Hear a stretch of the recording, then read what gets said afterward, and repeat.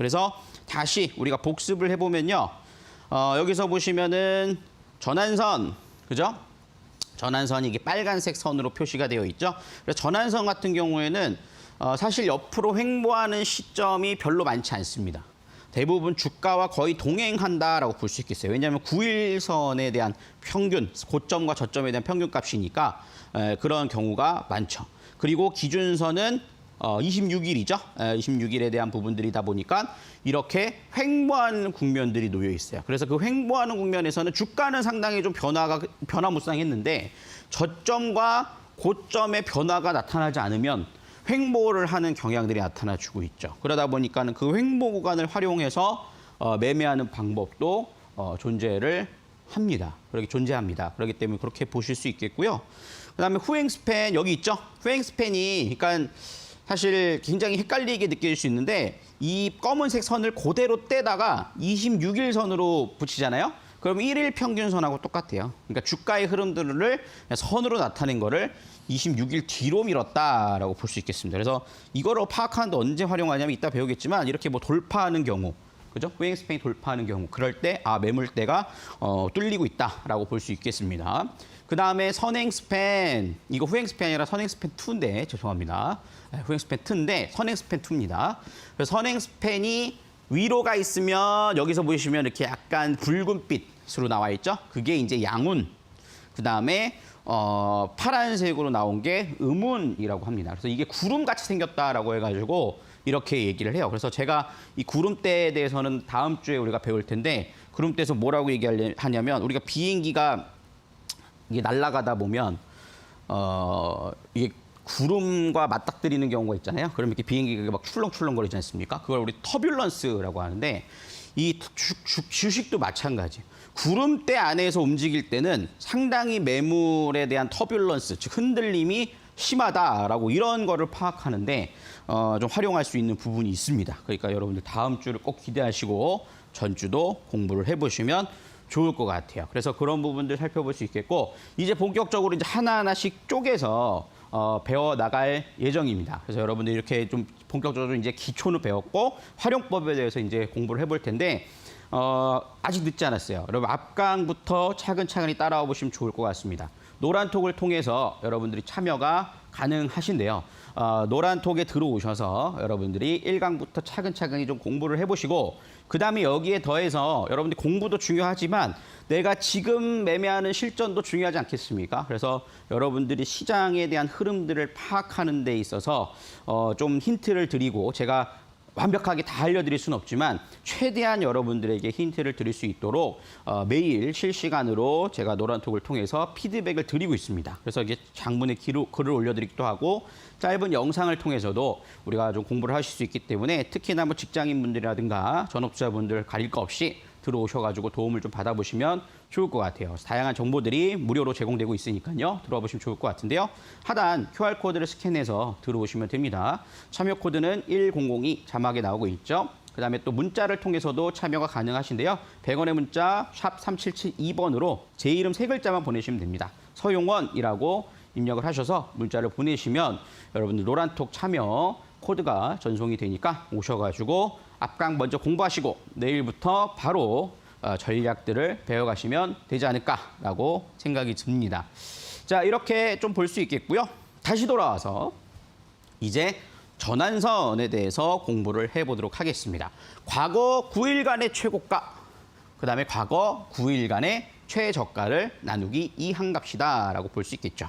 그래서 여기서 빨간색 선으로 보이는 게 전환선이라고 볼 수 있겠어요.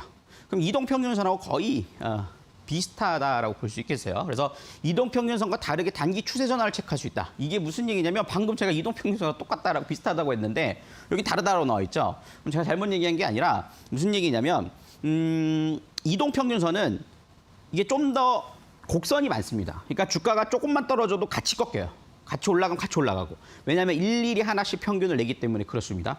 그렇지만 전환선은 거의 중간값이라고 보면 돼요. 저점과 고점의 중간값이라고 보시면 됩니다. 그래서 딱 중간값이 그어진다라고 보세요. 예를 들어서 주가가 이렇게 움직였어요.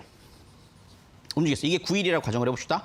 그럼 여기 수는 아무 의미가 없어요. 여기 수와 여기 수가 더해서 딱 중간에 선을 긋는 거예요. 그게 여러분들 지금 전환선이거든요. 그러니까 예를 들어서 주가가 어떤 경우에는 이렇게 움직였고, 그죠? 어떤 경우에는 이렇게 움직였을 수도 있죠. 그죠? 동일하죠. 그럼 이런 경우에 전환선이 동일하게 나타나요. 근데 가격은 비슷하잖아요. 그죠? 그렇기 때문에 이 변화에 대해서는 크게 의미를 두지 않는다라는 거죠. 그렇기 때문에 보통 주봉으로 활용을 하고 일목산인이 대형주를 활용할 때 많이 사용했다라고 볼 수가 있겠습니다. 그래서 이동평균선과 다르게 추세 전환에 대한 부분들을 이 추세 전환에 대한 부분들을 체크하는데 굉장히 도움이 된다라고 볼 수 있겠고요. 전환선을 활용해 단기 추세 전환 시점을 파악할 수 있다라고 볼 수가 있습니다. 단기 추세의 한계로 변화에 민감하다. 이건 무슨 얘기냐면 이동평균선보다는 덜 민감하지만 그래도 9일이다 보니까 기준선보다는 조금 민감하게 움직일 수 있다라고 볼 수 있겠고요. 전환선 돌파와 지지의 매수 타이밍을 잡는다라는 겁니다. 제가 이동평균선을 얘기를 할 때도 역배열, 그다음에 데드 크로스, 이 부분에 대해서는 초보자분들은 좀 조심하자라고 말씀드렸죠. 왜냐면은 마찬가지입니다. 결국에는 이동평균선과 전환선 일목균형표 모두 표현하고자 하는 건 뭐냐면 매물대예요, 매물대. 근데 역배열이 낮거나 데드 크로스가 낮다라는 것은 상단의 매물대가 존재한다라는 거예요. 우리가 선물 매매를 하게 되면 상승으로서도 수익을 만들어낼 수 있고 하방 포지션이라는 것도 존재를 하죠. 그래서 선물 매도를 하면 지수가 떨어질 때 수익이 나는 구조입니다. 즉 상방과 하방이 서로 제로성 게임이에요. 더해서 0이 되는 거죠. 누구는 뭐 예를 들어서 선물 매수로 뭐 1,000만 원을 벌었다. 그럼 누군가는 1,000만 원을 잃은 거예요. 이게 서로 이렇게 딱 제로섬으로 끝나버린단 말이에요. 그러니까 사실 역배열이나 이런 부분들을 활용할 때 굉장히 활용도가 높죠.